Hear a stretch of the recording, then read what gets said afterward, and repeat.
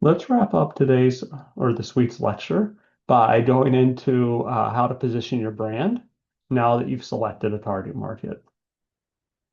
Brand positioning is the unique space a brand occupies in the mind of your target audience. It's not what you say about your brand, it's what your audience believes. Positioning defines how your brand is perceived relative to competitors. It's about owning a distinct benefit or identity that matters to your audience. Now you can use your marketing to help influence where that position is in your audience's mind. You can use perceptual maps to help determine competitive positioning. You want to look at where your competitors are strong or weak. You should avoid copycat messaging and focus on open or underserved niches. So here we have a perceptual map. A perceptual map allows you to plot competitors on key attributes. Here I'm just comparing price and quality, two things that I think are important in fast food choices. So quality here on the vertical axis, price on the horizontal axis. We have McDonald's right in the middle, kind of signifying medium quality. It's not great, not horrible, and also medium price. It's not the cheapest. It's also not the most expensive. If we go up to the right, we have Whataburger, higher quality, higher price.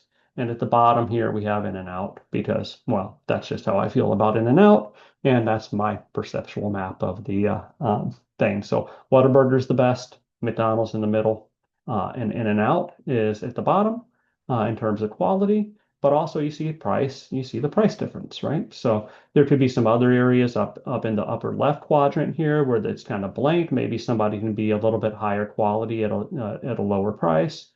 So you see, I mean, there's areas where you can carve out different positions. So some positioning examples here for just normal brands. Volvo has always been about safety. Tesla is about innovation, while BMW has been about driving performance and luxury. Now, the question is how do you choose which benefits to position on? Effective positioning balances logic and emotion. Nike isn't just selling shoes, it sells performance, identity, and aspiration. Effective positioning needs to be relevant to the audience, unique, believable, and defensible.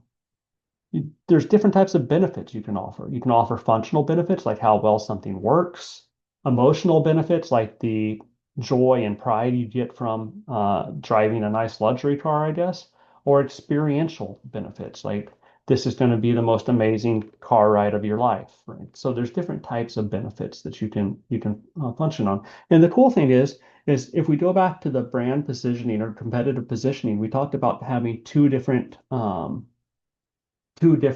criteria, price and uh, um, quality to measure on. But there's all sorts of different positioning things you can uh, positioning criteria you can use. So back in the day, I'll use the automobile example to continue this. One thing might have been like style, and another thing might have been like size. So prior to, like gas prices going higher.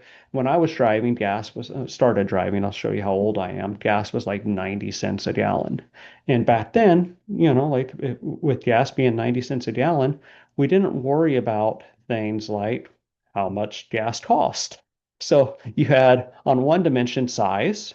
So you would have like a Suburban being sort of a large car back then. Maybe like a Nissan Armada would be another example of a large car. And then you had like style, right? Like style and performance, like a BMW. Neither one of those focus really on gas mileage, right? So the BMW is smaller, but it's got a better style. The Suburban's larger with lower style, right? So we see some benefits there. But in the mid 2000s, gas prices started to creep up. We started seeing gas over $2 a gallon. And Toyota said, you know what? There's another benefit that people need to be concerned about, and that's fuel efficiency. And so rather than focus on size and style, they said, we're going to focus on fuel efficiency and we're going to be known as one of the more fuel efficient cars out there. They released the Prius. They really focused in their ads on how many miles per gallon you get. That was a big sales pitch for them.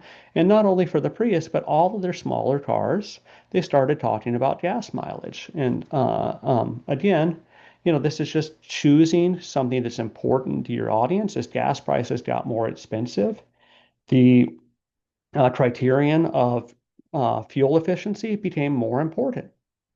So you get to choose what the benefits you position on, but again, you have to have those four criteria there for it to be effective. It needs to be relevant, unique, believable, and defensible.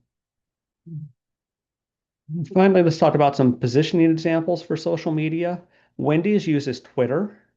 Their positioning is bold, witty, and sort of a challenger fast food company. Its strategy is using humor and roast to differentiate itself from competitors.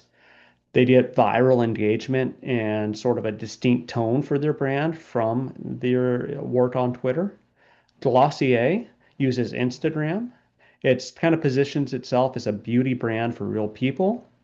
Their strategy involves using user-generated content and minimalist visuals. And the result is they create strong emotional resonance with young and image-conscious consumers. Social media allows brands to live their positioning, not just talk about it. Every post, comment, and campaign you have can reinforce how the brand wants to be seen. So it's really important that we think about who's our audience, what sort of messaging do they like, and what position are we trying to create for that audience. Very important things to talk about, and we'll talk about that more throughout the semester. Hope y'all have a good day.